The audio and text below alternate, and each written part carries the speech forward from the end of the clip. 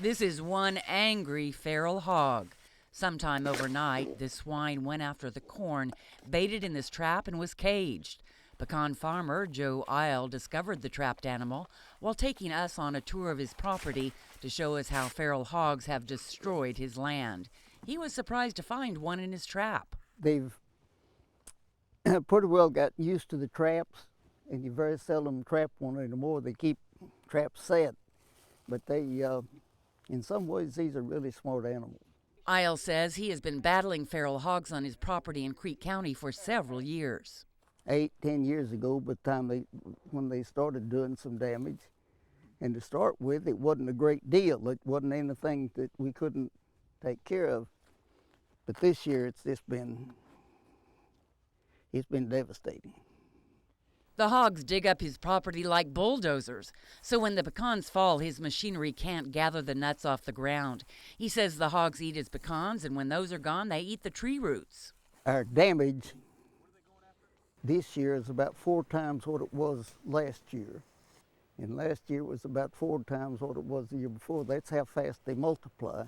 Isle estimates it takes 2 months a year to repair damage caused by the hogs. Besides using traps, he says family members shoot and kill hogs found on the property. Over here, they pulled in one morning early, and there was about 50 counting the little ones. And one morning, the government trapper came out, and he found 2 bunches of 25, one in this field and one right over here below this pond. Kevin Grant, who is the Division Director of Wildlife Services for the Oklahoma Department of Agriculture, says feral hogs are the most prolific large mammal on the planet. They can have large litter sizes, multiple litters, and before you know it, they can double their population in less than a year. Grant says the animals aren't good for anything and don't belong here. They're detrimental to our native wildlife. They're an animal that's an invasive species. They're not native to the Americas.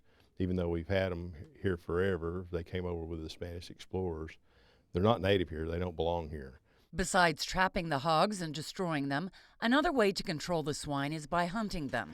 We went out on a hog hunt with a group of hunters in Lincoln County, led by John Calvert. I've been doing it about 7 years. When wintertime comes, we try to go about every night. I've probably caught anywhere from 12 to 1,500 hogs. For Calvert, hunting hogs is addictive, and some youngsters supervised by the adults are getting hooked. It's a rush. It's a lot of adrenaline, and when you get in on those hogs, it's kind of a mystery. You're not really sure if it's a big hog or a small hog, so you always put 100% into it. Hunting hogs can be an expensive sport. First, there's the cost of the dogs, who are the real hunters. This group is anxious to start tracking.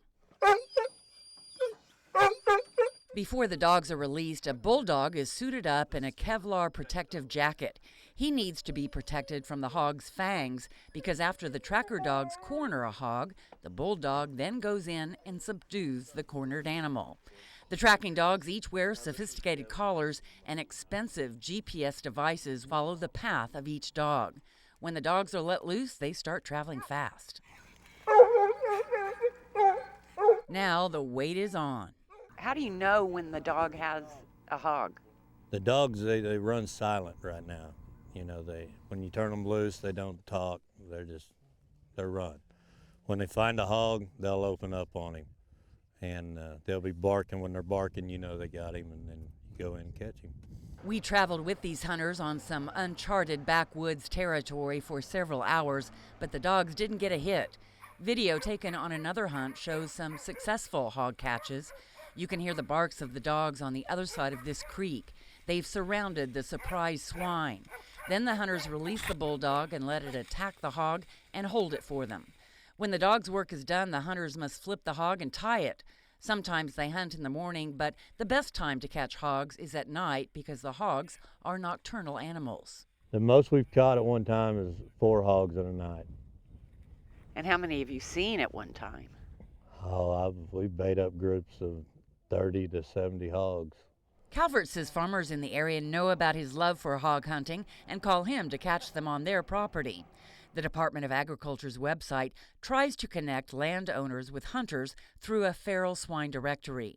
Landowners overwhelmed by destructive hogs can register and accept offers from hunters to eradicate the animals. Once caught, the hogs must be destroyed, or with proper licensing, the hogs can be sold to commercial game hunting facilities or meat processing plants. If hunters choose to eat their catch, the Department of Agriculture warns the hogs must be cooked very well done. Hogs are known to carry 2 diseases the Ag Department is concerned about. One is a form of rabies dangerous to other animals. Another one is swine brucellosis. Now, not only other animals can get swine brucellosis, but people can get swine brucellosis. And in humans, it's called undulant fever, and it's a bad deal. And that's something that hog hunters could accidentally contract if they're trying to use the hog for food. If the infected hog passes the disease on to a human, the flu-like symptoms are treated with antibiotics. And while infection is rare, some Oklahomans have contracted it.